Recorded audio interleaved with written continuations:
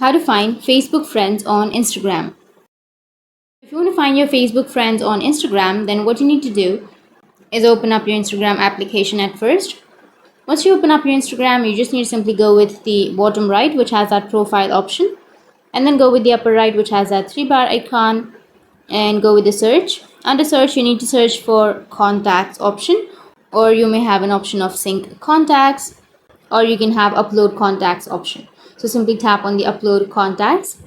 Once you tap on it, it will take you to the upload contacts. Now what you need to do is you just need to simply choose the Instagram, and here you will have the connect contacts option, right? So if you've not turned this on, then you just need to simply turn it on. Once you turn this option on, then make sure to connect your Facebook and your Instagram together, and once you've connected the profiles together, then you'll be able to find Facebook friends on Instagram.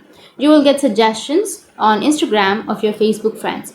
So if you go with the heart shaped icon, which is on the upper right, and go with the follow request, under follow request, now if you scroll down, scroll all the way down, and go with see all suggestions, which is on the left side, bottom left, and here you will have all of the persons that are friends on your Facebook.